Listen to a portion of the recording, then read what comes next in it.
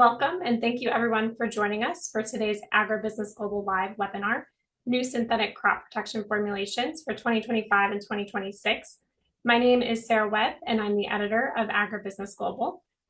And my name is Lauren Milligan. I'm the content specialist for Agribusiness Global.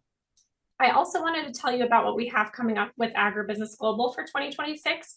We have 3 virtual seminars coming up this year, with each of them focused on a different region. Agribusiness Global LATAM, Latin America, will be March 11th. The Africa Virtual Seminar will be July 9th, and the Asia Virtual Seminar will be November 19th. Each seminar is 3 hours, free of charge, and it brings together experts so you can really learn what's happening in the industry. We also have the Agribusiness Global Trade Summit on August 5th through 6th, 2026 in Las Vegas. This is an in-person event that brings together crop protection, biological, and fertilizer decision makers. Brings them all together to help with business networking and deals. We hope to see you there. You can scan the QR code on the screen for more information. And last, we'd like to thank Rainbow Agro for sponsoring this and this series of webinars. Without their sponsorship, we wouldn't be able to bring you these educational webinars, so thank you, Rainbow Agro. And now, allow me to introduce our panelists. We have Leonardo Bastos, who's Vice President and Chief Marketing Officer at FMC. Dr. Marc Rist is the Science to Solution Lead Small Molecules at Bayer Crop Science. Dr. Darryl Ramoutar is Global Technical Director of Agriculture at gChem. And Pamela Gonzalez is the Global Head of Insect Control at Syngenta. Thanks again for joining, everyone, and let's go ahead and we'll get started with our first question, which is for Leonardo, Marc, and Pamela. What new synthetic products got launched in 2025? What was the strategy and experience of launching those synthetics? I'll go ahead and get started with you, Leonardo. Thank you, Sarah. So 2025 was actually a very good year for us in terms of launching innovations in the market. We have introduced, let's say, a series of formulations into several parts of the world, but I would like to highlight maybe 3 of those that are innovative and targeting problems that actually growers have today to manage their crops.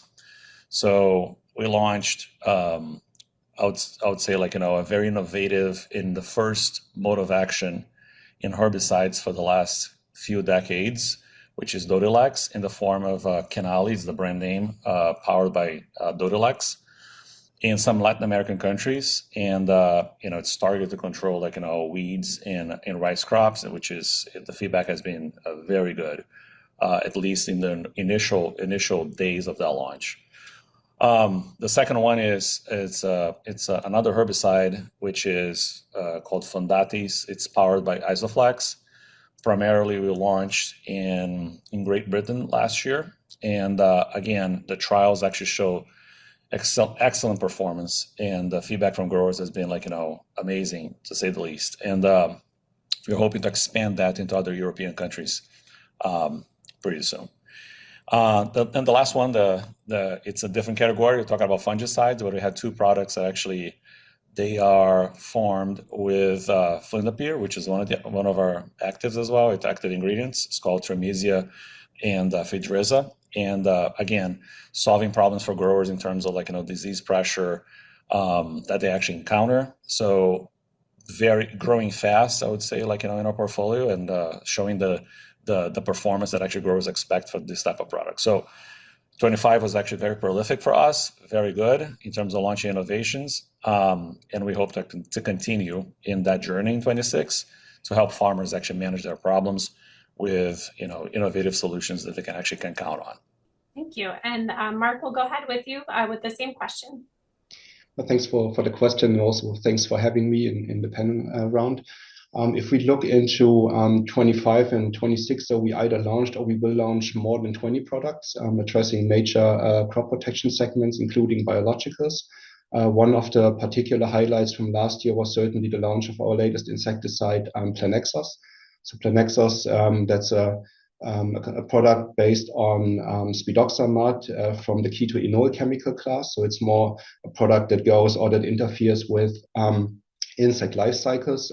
We are targeting here the sucking pest segment primarily, like aphids, whiteflies, but also Asian citrus psyllid, which is really one of the key threats for citrus growing areas.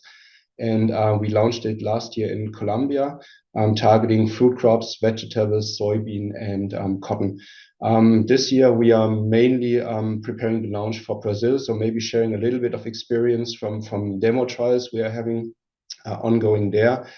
We see that specifically under heavy pressure situation with whiteflies, we are able to reduce the amount of spray applications required from, I would say, currently 4 to 6 down to 2. And that's, of course, a fantastic improvement for growers, not only in terms of saving labor, but also in terms of, I would say, improving the overall sustainability of a production system. Some other insecticides we were launching last year was Bicoda to mention. So that's a product in India addressing stem borers primarily in paddy rice fields. So that formulation comes with a dual mode of action, so 2 chemical compounds formulated together. And one of the key things to highlight here is that it's quite easy to apply and fits into local ag practices. It's a granule which you can easily broadcast together with fertilizer in the system. And then switching a little bit, as my last example, into the fungicide area, it's Xivana Smart. So Xivana is a fungicide which is primarily addressing all mycete diseases like downy mildew, like a late blight disease in horticrops. We launched it in Brazil last year. Here we were, of course, able to optimize it for the use under tropical conditions, primarily thinking here about rain events. And we will have further launches in Mexico and India this year, US likely also next year, and towards end of the decade, Europe. Thank you. And let's see, Pamela, I'll ask you the same question as well. Thank you, Sarah, and thanks for having me. I guess, like my colleagues, we are trying at Syngenta to best make sense of this global market dynamic in crop protection and see how we can make a difference to farmers with our R&D capabilities and the footprint in the market. From an innovation perspective, we are investing about $900 million every year in R&D in crop protection, which is allowing to bring fantastic solutions to farmers around the world in synthetic CP, but also biological. So let me share some personal highlights, starting with the product line I lead, insecticides. We are going through a great momentum of innovation. So I selected 2 special blockbuster of new technologies to share. The key blockbuster insecticides that has seen many launches around the world is plinazolin technology, which received registration in the US and Mexico late last year, adding to a big list of countries where we have launched before, like Brazil and India, just to name a few. Plinazolin different formulations with the insect control that provide and lasting effect really allow the farmers to have less spray, longer interval of application, improving the overall crop productivity. Plinazolin technology, I wanted to share also that has been already adopted extremely quickly by growers around the world because there is a clear need of innovation and increase in resistant issues with the older chemistry in the insect control space. We know already that this technology controls more than 150 different pests, damaging farmers' incomes around the world, which is why we will continue working with the regulators to make this very brilliant technology to other farmers in the future. The second one in insect control I wanted to share, if you are familiar with Syngenta, probably you have heard about Thymedium technology. That is another blockbuster, which has a long-lasting protection against nematodes and soil-borne disease. Also in protecting the yield through the harvest by protecting the crop initial stage. And how it works is disrupts the key processes that nematodes need to survive, protecting the plant roots from their attack while leaving the good organism largely unaffected. It also has the ability to improve the health of the soil, which we at Syngenta believe is foundation of agricultural resilience. And because of that, Thymedium is a great tool for integrated pest management in several crops. Finally, I wanted to add that on top of that, has a very good control of soil-borne disease like Fusarium. And when you add all these different properties of the technology, it's not only yield increase for the crops, but also helping quality and other positive effect. Some of the brands you will be hearing in the markets of Thymedium technology We have launched in 25 Aniva, which is the formulation for soil use, for example, in Brazil, India, Vietnam, for vegetables, sugarcane, and other perennial crops. And the formulation for seed treatment, Victrato, was launched in Brazil in 25 with fast adoption by farmers. And in Australia, we also had a very successful launch with a clear differentiation as a solution for wheat crown rot, which otherwise cause severe damage for farmers in the country. And in the disease control space, we are very proud of having a deputy technology registered already in more than 60 countries, with the addition of the Philippines in 25, which is our fungicides that control a wide range of leaf spots in more than 120 crops. And it has been called a game changer in modern agriculture because of its ability to enable farmers to grow crops more sustainably. Finally, just to close, I also want to mention that we believe at Syngenta that biologicals are also a very important tool for farmers, because help them to have more flexibility in terms of managing resistance, residues, soil health, facing better climate change. So we are determined also to bring new products in this area. Thank you, Pamela. And then for Darryl, this next question, as a formulation company, what trends for synthetic crop protection formulation are you seeing?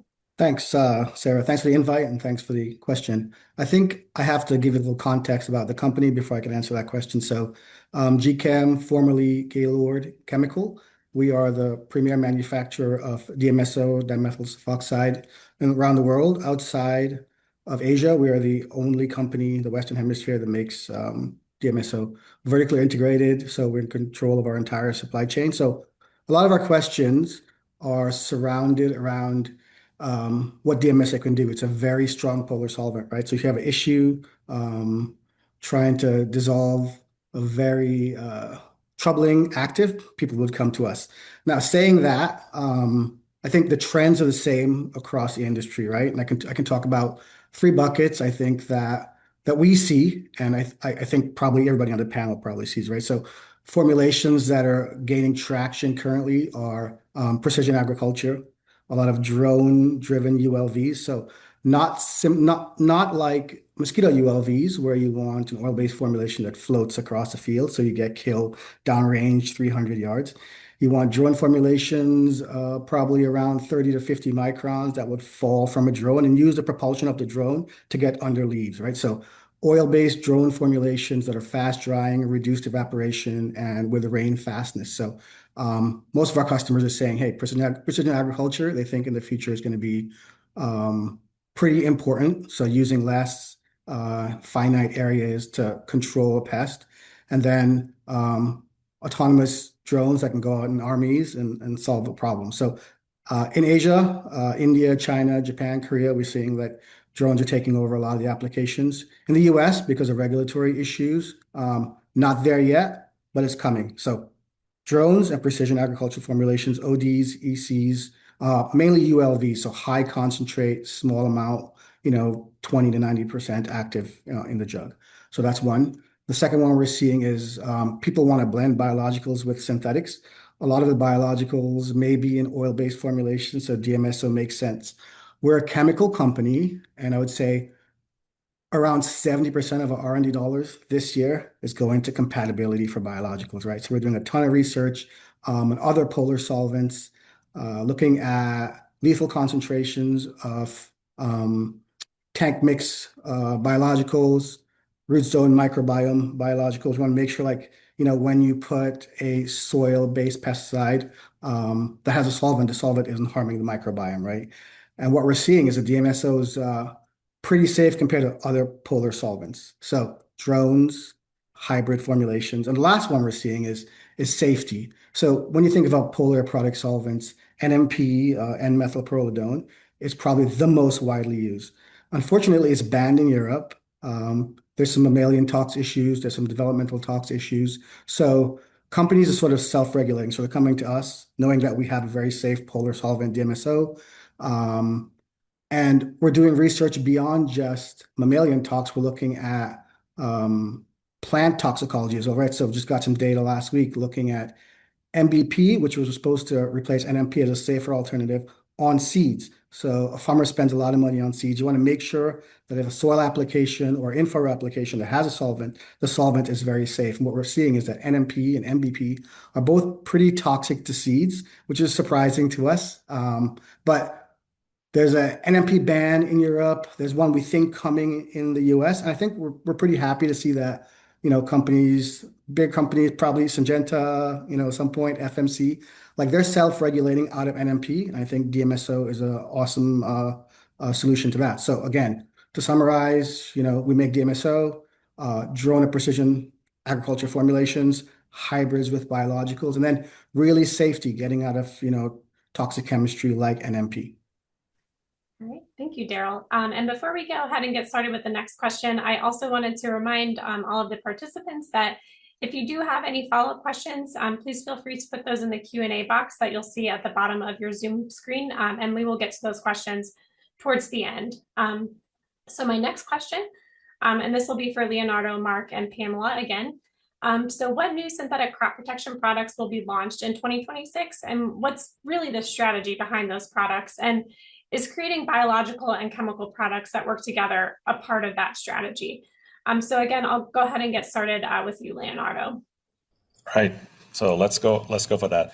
So in 2026 is actually building on the foundation that we started in 25, right? So our main focus is actually to address, let's say, again, challenges that the farmers have around the world related to increased disease pressure, resistance management, giving them access to other tools for them to manage their crops, so they can actually have them in their toolbox.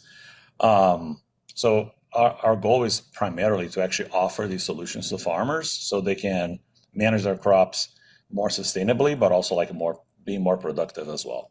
So for 2026 for us, we have, I would say three main, let's say, areas that we actually focus on. So one is continue to build out on these new platforms that we actually started to launch in 25. I mentioned Dodalex is one of them, Isoflex the other one. We have a tremendous, let's say, franchise with Cyazypyr around the world as well.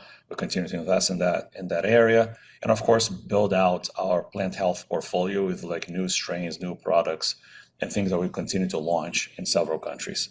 So these are things that actually we're providing, let's say, options to farmers so they can manage all that. The other one is we continue to integrate biologicals into a solution package. An example of that is we rolled out late last year our first, let's say, pheromone product in Brazil. It's called Sulferafol, which basically is a microencapsulated formulation that farmers can actually have the option to use in conjunction with synthetic insecticides.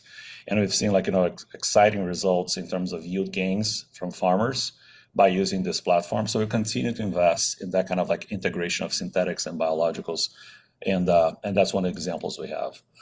Now the last one is we know that in many cases some options in synthetic chemistries and products that farmers actually are used to have, they have been restricted for many regulatory challenges. So we also continue to invest in providing alternatives to those farmers, particularly in Europe. Isoflex is actually a good example of that. So we continue to invest in finding ways that farmers can continue to manage their crops in conjunction with the modern, let's say, regulatory framework that exists today. So all of that, it's these three things that actually the things we actually need to invest. But I want to make sure that we actually mention that these three, let's say, focus areas, they are wrapped around with our digital farming technology, or the platform called ARC. So in many ways, farmers can actually manage, let's say, their use, the pressure, and understand how to use these products sustainably when they need them. So everything counts. Every drop and every product actually that is sprayed on a hectare actually counts for the farmer. So we want to make sure that they have these options as well to manage the timing and the pressure and everything else in conjunction with this product. So 26 is another year of focus on investments from ourselves to farmers, and again, providing tools, solutions, and things that they can actually manage their crops. Well said. Thank you, Leonardo. And next, I'll ask Marc the same question. Sure. Well, it goes in the same direction. At the beginning of each strategy is, of course, the grower need, right? So which challenges are growers facing? And here we are doing our investments and the research for. We have two highlights coming up in the space of weed management. So maybe a general comment, what we see over the last decades that we are facing more and more resistance issues. So therefore, we see that the toolbox that the farmer requires for managing is getting more complex. So we need more tools, either by improving existing ones or adding new tools by bringing innovation. And here we're having one new formulation of dicamba. So this one is particularly designed to reduce drift by reducing volatility. So here we will see that's coming soon for US growers. We received just a federal registration for 34 states, and now we are seeking for state approval. This one will of course help to address tough weeds like amaranth and water hemp species that became resistant. Another example from the herbicide family is Convintro. So Convintro is again a tool that is more going into pre-emergence weed management in soybean and for example, and here it comes with different mixing partners depending on the spectrum we would like to address. And maybe focusing a bit on the second part of the question for integration of biologicals. That's of course a key element of the strategy to have that in the overall toolbox, right? And there are, I would say, different opportunities to achieve it. So either you position it in a sequence together with chemicals. You can also do it in co-application or even co-formulation, although there's, I would say, an increasing complexity in doing so. Maybe one example we are having, it's the Ibizio seed treatment. So this one is particularly made for European corn growers. And that's a biological bird repellent made from a black pepper oleoresin. One thing that you need to know, we have quite some challenges on the grower level with birds. Crows, pigeons, and pheasants, because they are lacking synthetic bird repellents in the EU particularly. So that one comes in corn. We have it in Italy already, and we're also expecting some emergency registration in Germany in spring this year. So clearly one key part of the strategy to answer the question, and it's all about how to position it smartly in combination with other products. Okay. Thank you. And let's see, Pamela, I'll ask you the same question. So just to recap on the question, what new synthetic crop protection products will be launched in 2026? And what's the strategy behind those products? And then is creating biological and chemical products that work together a part of that strategy? Thank you, Sarah. Well, similar to some of the other panelists, I think first of all, as a global company, we will continue the rollout of our key platforms, the one I mentioned before, plinazolin, thymerion, and adapidine technologies in new countries.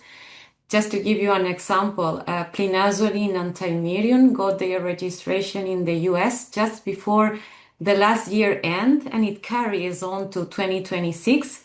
So we are excited that plinazolin tech brands and Big Trato for seed treatment will be available to farmers in the US after its registration late last year. And this acceleration of innovation in the US reflects the years of research, a lot of rigorous testing and the commitment to healthy agriculture in US with technologies that bring real impact in the field. For plinazolin also, we will continue to work with regulators to extend registration to new countries. One example is Japan.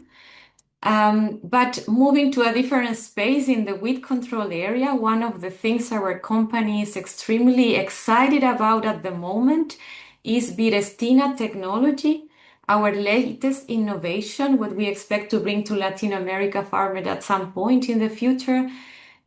We have submitted for registration in Argentina, now waiting to hear back, but basically we know that Argentina, all the ag community in Argentina, including farmers and consultants that have been working with us, are very excited and looking forward to hear back about the registration. So this technology is breakthrough in weed control that effectively controls grass weeds, including weeds resistant to other molecules, enabling the farmers to do fewer applications to control grass weeds. It has also a favorable sustainability profile because it breaks down rapidly and in the soil and does not accumulate in the soil and the water. Some elements that I really love about this technology is the key to the success of the development of Virestina technology was the predictive science, which we use is real field data modeling, which means that we were able to predict when resistance to an active ingredient will occur before it becomes evident in the field. So that means predictive science helps us to deliver new technology in time so farmers can fight resistance faster when they occur. It was designed from the ground up to ensure optimal performance against a range of criteria from, again, its impacts on weeds that are already resistant, but also its highly favorable safety profile. I think this technology, Virestina, exemplifies our innovation approach across the different product lines, right? The different crop protection solutions, using AI and data modeling to create a faster and more efficient approach to discover new potential molecules, candidates to be new products for farmers. Also in herbicides, we have submitted already Crestivo in Brazil, which is a selective herbicide that effectively control grasses and broadleaf weeds in sugarcane. I have seen it on the ground in other countries. I can see that this tool could provide a step change with control for sugarcane farmers in Brazil. And finally, biologicals, as I mentioned before, well, we do have at Syngenta a strong platform in biologicals, and we kept investing to develop new tools to reach farmers around the world to give another tool in the toolbox, either within the program, in mixture, or the best way that could be a beneficial element for the program for the farmer. All right, thank you, Pamela, for that answer. And then for Darryl, I'll tweak the question just a little bit. As a formulations company, what trends in synthetics do you think will be happening for 2026? Yeah, I think the other panelists touched on, probably one of the key things that, affects the use of synthetics, which is, resistance control, right? And so what we're seeing, and I think we all agree that, for the amount of food we need to grow for the globe, synthetics aren't going anywhere. Biologicals is great. They're trending upward in the last, 2 decades, but we need synthetics.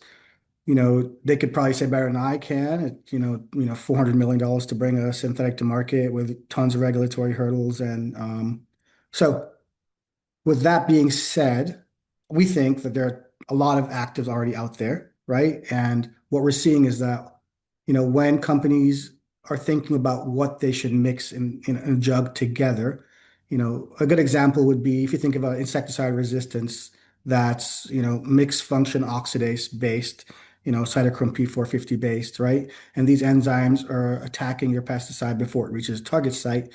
Is it possible to mix, a plant growth regulator, a fungicide that also can prevent mixed function oxidases from breaking down the pesticide, right? So people are thinking in terms of resistance when they make tank mixes and when they make mixes in the jug. Where do we come in that is that, the surfactant system and the solvent system has always been important, right? For deposition, spreading, penetration, that kind of thing. Since DMSO is an amazing penetrant, right? Like some of the asks we're getting is like, hey, is it possible that, you can partition the waxy cuticle of a leaf or a insect so more active could flow into the insect and get to target site, right? So probably 25% of our research dollars is going on understanding adjuvancy, understanding solvents, in addition to surfactants, and how these things work together to overcome resistance using actives that are already on the market. Obviously, a lot of generics are coming to us with these same kind of questions, right?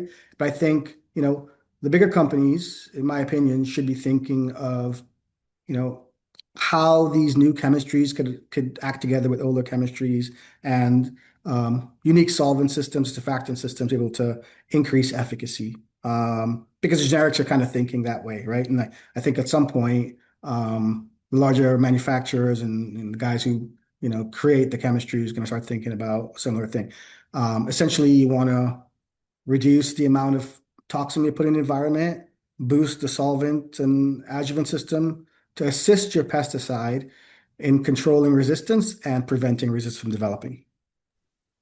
All right, thank you, Darryl. And let's see, moving on to our final question. What influences will continue to be drivers toward revised formulation strategies? And again, just going around, I'll start with you, Leonardo. So we, in our case, right, we actually start with the needs of the farmer and the how to address problems of the farmer. So it's about actually creating value for the farmers. But in that pursuit of creation of value, we focus on a few things. One is absolutely new modes of actions, right? So that's one of the things we continue to look for in our research, because we believe that this is actually what's going to drive, let's say, the next generation of products and address some of the challenges related to resistance and related to options for the farmers, and keep these products actually somehow being used by the farmers longer. So that's one of the things that we actually focus on.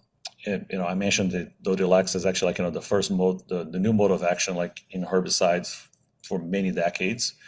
The new one that we actually just announced, which is rimisoxafen, is the first herbicide that actually was granted, let's say, the recognition of two modes of action in the same molecule. So these are examples of our type of line of research to address these problems. Now, one of the things we actually look carefully to is, like I said, integration of biologicals, synthetics. So we want to make sure that these are somehow they fit into the management profile of farmers and what they do and naturally do. So there's of course an adoption, and again, creating options for farmers. And lastly, I think Darryl somehow mentioned that in this webinar, but formulation science and how we actually mix some of these AIs together to create, let's say, innovative formulations that give farmers, let's say, not one tool but actually multi tools into one formulation. This is actually one of the things we're trying to get to. And a great example of that is actually Ethos, our Ethos franchise in the US. We have the combination of synthetic and biologicals in the same formulation. It's one of the things we're actually trying to do.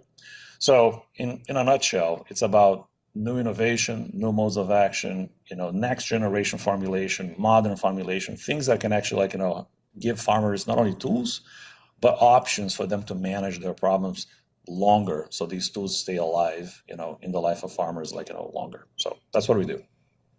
Okay, thank you. And Marc, now I'll ask you the same question. What influences will continue to be drivers toward revised formulation strategies? It's again what Leonardo already said. The grower need is really the starting point. What are the pain points that we want to address? Then the second part is for sure some regulatory requirements that we always see to become more complex and also differ around the globe. And then we have consumer demand, thinking here a little bit into the space of residues, for example. And I think if we bring that together, it's quite, or there are multiple factors then in the end will drive the strategy that we have to follow. And I believe there are probably three ways how to do it. The first one is we simply look into formulation design, right? So how do we formulate chemicals in the end, or co-formulate whatever we would like to bring together. The second piece starts for me even earlier. So it's about how do we innovation, which type of innovation are we delivering to the grower? And here I think this is what we in Bayer did. We are switching away from, I would say, a standard screening type approach into a much more intentional design-based approach, leveraging AI to, I would say, better understand the different dimension, and by that intentionally optimize the innovation that we are bringing. And the third part goes into the digital piece. So agriculture will become, or decision making will become much smarter, and again supported by modeling, and that will also help to use tools and even new tools to better position them, and by that extracting the most value for the grower out of them. So it will be a combination of factors, and I think there is not only one strategy. It needs to be a combination of different strategies in order to manage complexity And then with that, helping growers to really produce, be productive and produce economically. Okay, thank you, Marc. And Pamela, we'll go ahead and move on to you. Yeah, well, maybe try not to repeat a lot, but it's a very dynamic environment, right? So let me select maybe 3 drivers, which I think will influence how we develop our products for the future, right? First of all, something that you already mentioned, but it's about how farmer needs keeps evolving and also the economics, right? Especially now in the current market environment. So growers want or need fewer sprayed, but increasingly high quality yield at the same time, helping their return on investment. So also all the uncertainty, volatility, weather, many things are impacting their operation, right? So we are an innovation company, so our focus will remain on finding new active ingredients and the best formulations for them to make that happen. And besides that, the molecule per se, just connecting with what Darryl was saying, we are also working, for example, in application technologies, for example, in formulations suitable for drones, and just linked to what he was explaining. So it's not only about the active ingredient per se, but also how to maximize the application, which is, for example, with drones becoming more and more relevant in regions like Asia Pacific, but more than that, as Darryl mentioned. The second one that is also very dynamic is the regulatory environments, the regulatory requirements around the world. They continue to put pressure in formulation technologies, require that we always monitor and try to anticipate, because as you know, to develop a new active ingredient takes a long time. So the challenge is that one of the challenges that regulatory requirements continue to diverge more and more from one region to another, right? For example, in Europe, everybody is aware of, but we need to worry not only about the new active ingredient, but also the formulation components that will go into this lead product registration, because after the submission it's very difficult to make any modifications. So these are just examples that we need to keep monitoring and shape the portfolio in a way that can meet these new requirements. And the last one, of course, I think the rest of the panelists were also mentioning the market demand, the sustainability requirements that are reshaping the chemistry, right?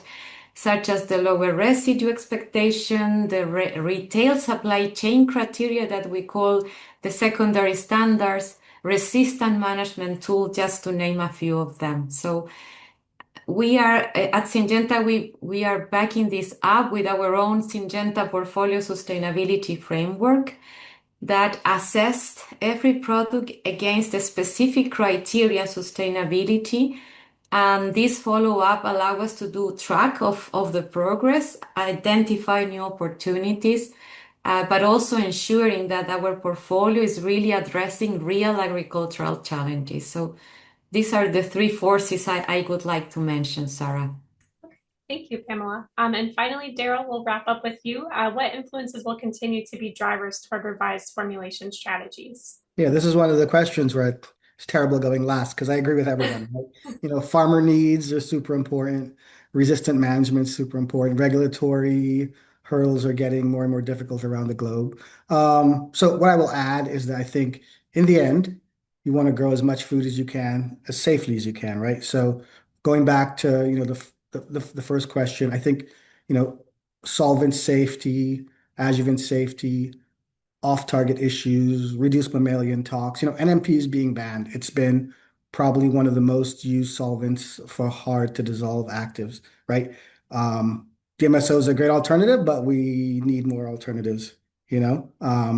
So again, I think as the big companies develop actives, and they probably understand this again better than I do, like safety is super key for all the components of the jug. And I think we're going to see more bans like NMP, so we have to be ready to kind of deal with that kind of thing.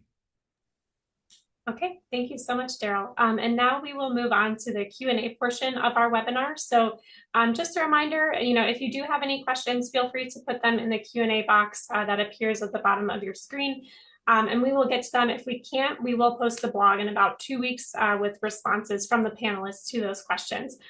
So Lauren Milligan is going to go ahead and lead the Q&A session. So I will let her take it away. Thanks, Sarah.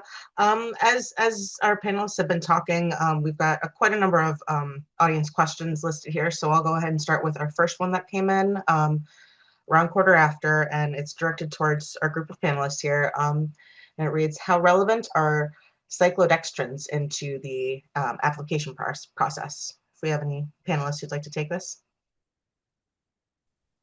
If this is a question too that we'd like to answer after the fact, we can always, move on to the next question. Yeah, definitely. So regarding biologicals, do we have any takers how we can improve the consistency for efficiency in fields due to environmental impacts? Maybe I can give it a start. So biologicals, that's of course quite complex, and the biological always needs to be seen to a local environment. So there is certainly no, let's say, one biological that will work under European soil conditions, US soil conditions, Brazil soil conditions, right? So I think in the end, that will always be the case. There are certain opportunities. So, for example, you can genetically modify organisms that will work in some markets. In some other markets, it won't work because for GMOs is not well accepted or allowed, right? So that can be one. Another part is, of course, to really think about a smart integration of prediction tools and see when to apply, also depending on, let's say, weather conditions, for example, to maximize the potential. But it will always be, I would say, a combination of smart integration into a cropping system and a good understanding of biology and the target that you would like to address. Wonderful. Thanks, Marc. Maybe just to complement, Marc, I think that's a great example you mentioned. But what I have observed also is, as you see, more and more companies are investing on the biological space. So I guess the more brains, the more people are really investing on this, more new technologies will come. And I'm sure the efficiency will keep increasing over time with all these tools like Marc was exemplifying just now.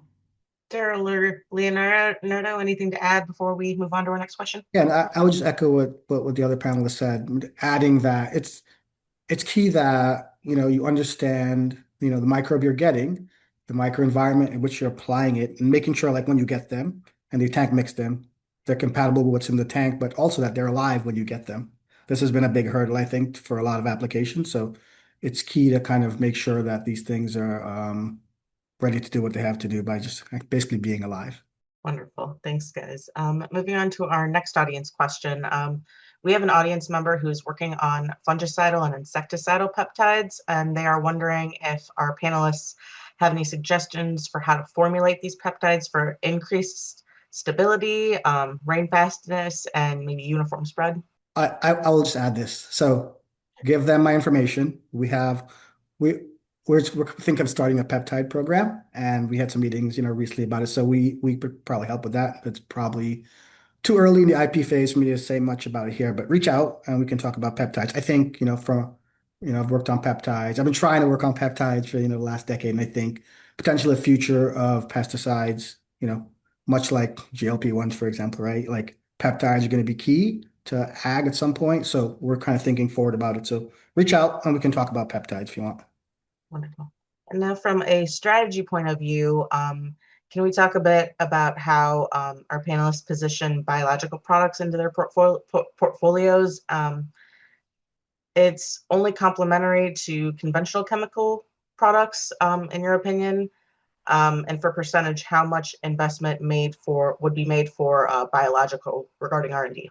I can just kick off. I'm sure everybody has a view there, but sorry for that. But in my view, it depends a lot on the market need. Yeah, it's not one size fits all the market needs. For some markets, for example, the export market, maybe their strategy will be low residue level. In another market will be resistant management and will be combined with other chemistries. So basically, another can be the weather extreme with the biostimulants. So in my view, it's not one positioning. It's more about the specific market needs and how biological is an additional tool that is another tool together with the conventional chemistry. That's just to kick off the answer. Yeah, what I would say in that case, Lauren, is just to complement what Pamela said is biologicals, we have like several categories within biologicals, right? So some of them actually, they have their unique use cases and they're targeting like, some kind of a biostimulation of the soil, like, plant health, all of that. And that's, potentially like, more specific to the use of biologicals. But in others, depending on the use, we're talking about actually really like, complementing and addressing a need that downstream sometimes actually like, farmers actually have in terms of commercializing their crops. So it's I would say, depending on the case, is actually very specific, and depending on the case, is actually complementary. So it really evolves as we actually get like, better in the science of biologicals, and depending on the category, and that's an evolution that actually going to see in the next few years and how they're going to be using. But I see both ways, as a standalone, but also like as a tool to complement things.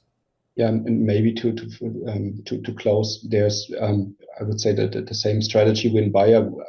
I think there is no tool that is superior over the other. It really depends on what Pamela said, what is needed in a specific environment, in a specific market. And I think it is important to keep the toolbox as diverse as possible, so that we enable really the grower to address the multitude of challenges they have. And honestly, also selecting the right seed is one of the key decisions to make, and also part of the toolbox as well. So it's really a combination, and ensuring that we have a huge diversity there in order to have every tool that is needed to manage an issue. How does the inclusions of biologicals and synthetics in the same product affect the formulation strategy? Well, let me take on that one.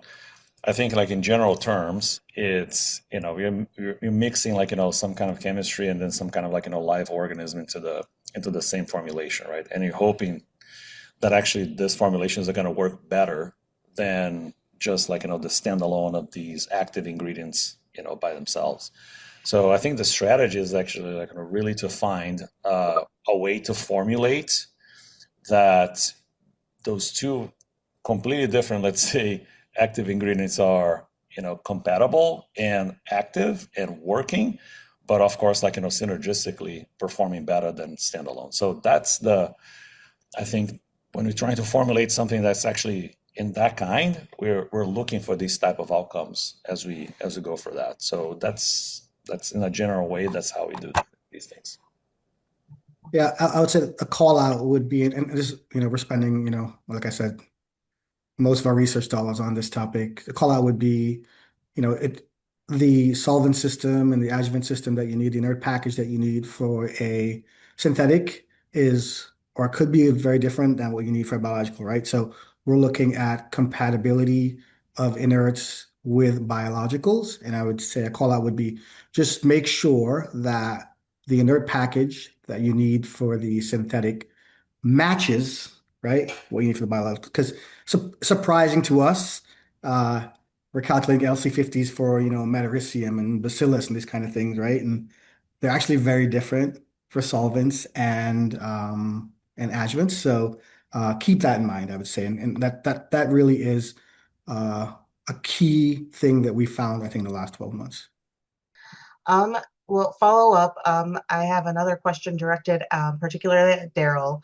Darryl, this person is asking, can DMSO be used on all types of liquid formulations? And is it only a substitute for MPM or as a solvent for better safety and efficiency?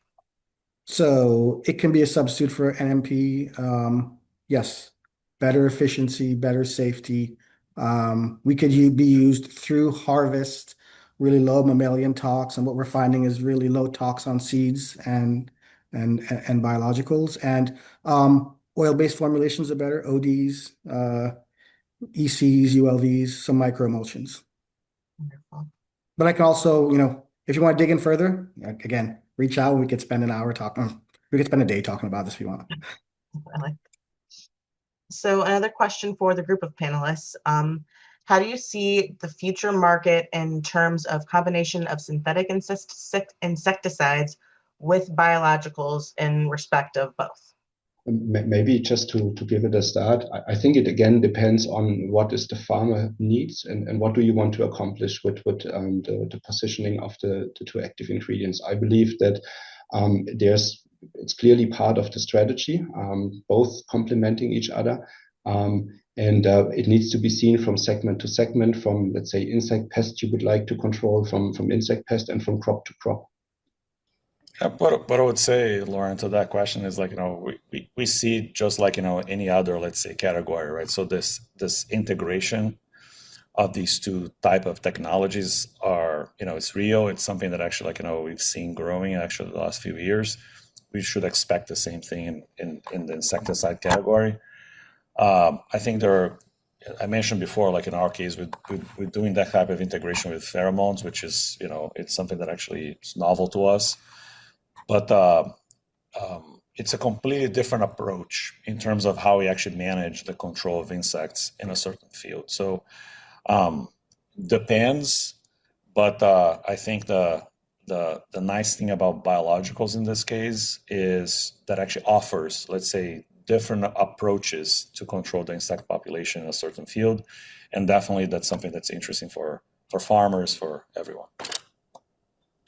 Yeah, and just complementing that, there is this market need we talked before that is the same for insect. But I also wanted to mention that I think the regulatory system needs to keep evolving, because market to register biological is very different, sometimes even more difficult or the same as synthetic, in other much easier. So I think even when we think about this combination is something else to consider. That needs to keep evolving, I guess, in the regulation in the different countries around the world. That's another thing to consider. I think we may ask one more question. I see we have a good number from our audience. And then, as Sarah mentioned, any questions we did not get to today, we will answer in a follow-up blog post that should be live on agribusinessglobal.com within about 2 weeks' time. And for this last question, we'll pitch to our panelist members. Is there a future or likelihood that biochemical products can grow, or possible predictions or productions that could be involved there? Is the question biochemicals meaning biopesticides? I think so. Yeah, that kind of makes a little bit more sense for the and is it sort of like what would discovery look like? Yes. We thought about this, I think, a little bit, and this is where we went into peptides, right? I think, and for what I'm seeing in the biosurfactant space, for example, there are a lot of exudates that these things produce, which are toxic on their own, which are probably peptides. And I'm going to share the juice with everybody. Like, I think there is going to be a lot of discovery in this area, I would say, outside of trying to sell a live organism, because frankly, what we see is a lot of them don't really make it to the target, right? It's like you reared this thing in a manufacturing plant and you put it on the soil. It's like us going to the moon, right? So, but they are producing a lot of toxins that potentially could be anti-feedants or stomach poisons or non-toxic mode of action. So they go through, the BPPD group at the EPA. So I would say there's, in the next, 2 decades, I feel like this would be in what we're seeing, at Canada, for example, and spider toxin peptides, right? I think like this is a field that's going to grow a lot, using biologicals to produce naturally derived toxins. I'll leave it at that. We can go ahead and conclude our webinar right there. I want to thank all the panelists again for participating, and thank all of the attendees again for joining this ABG Live webinar. The recording will be available on abg.com in about 2 weeks, as well as answers to the rest of your questions. So thank you for putting those in the Q&A box. And thank you everyone for joining today.